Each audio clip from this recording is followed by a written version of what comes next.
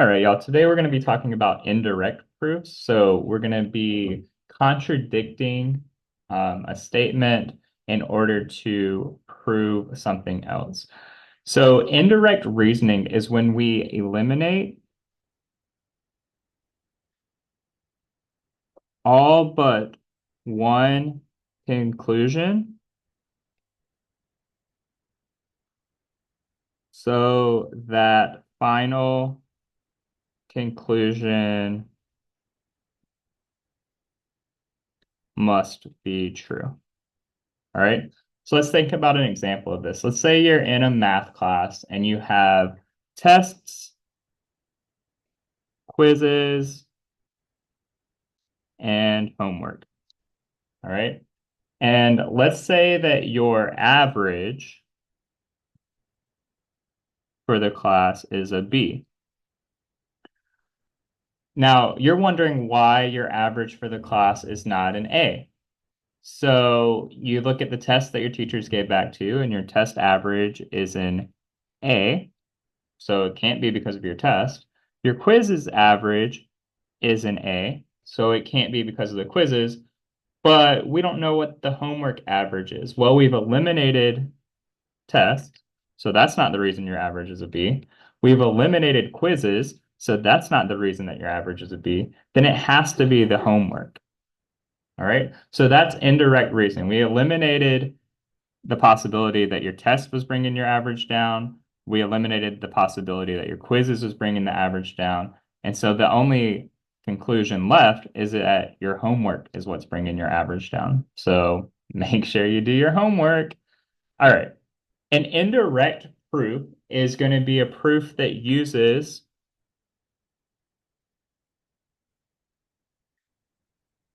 indirect reasoning. And we're going to start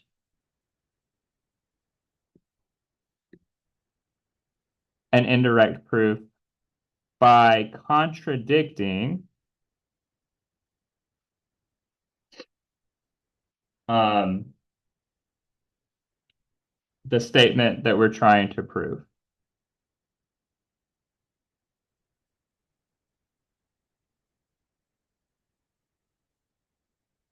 Sorry. We are trying to prove. Okay. So let's say that we're trying to prove that if 2x plus 5 is greater than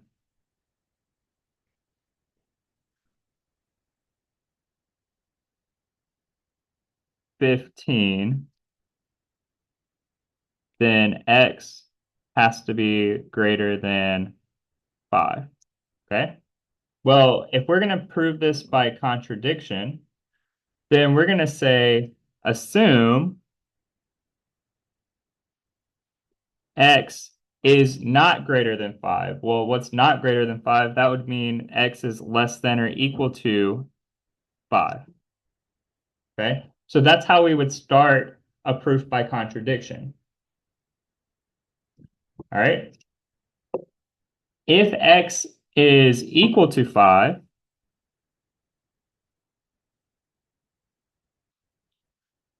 then 2 times 5 plus 5 equals 15.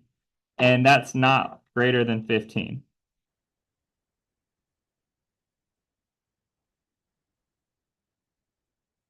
Okay? If x is less than 5, then 2 times 5 plus 5 would have to be less than 15. And that's also not greater than 15. So the only thing left is for x to be greater than 5. So our original statement was true. Okay, because both of these are not greater than 15. They're false. All right. We have a worked example down here at the bottom, Sally buys 2 new pairs of running shoes for a total of $120. We want to use indirect reasoning to show that one of the pairs has to cost at least $60. All right. So what we're going to do, we know that X plus Y equals $120, right? One of the pairs has to cost at least $60. So let's assume, let's say, then X or Y is greater than or equal to $60. All right. Let's assume the opposite. All right. So we're going to assume that X is less than 60 and that Y is less than 60 because less than 60 is the opposite of greater than or equal to 60. All right. There's no overlap there. So now that we've assumed the opposite, we're contradicting that original statement. Let's do some math. So if X is less than 60 and Y is less than 60, and we add these together, then X plus Y is less than 60 plus 60. X plus Y is less than $120. And this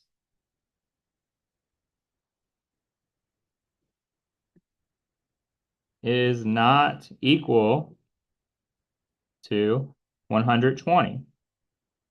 All right. Therefore,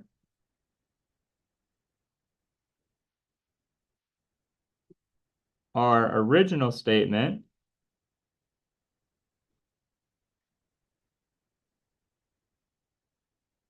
is true. Okay. So our original statement's true. One of them has to be at least $60.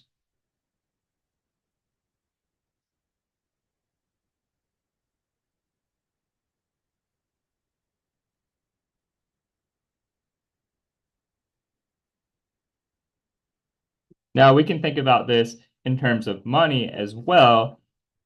Really the least amount of money or the most amount of money we can have that's not at least $60 is $59.99 plus $59.99. And if we add those two together, we're actually going to get $119.98. And we see that that's not equal to 120. All right. Okay. We have a problem here for you to try. Good luck.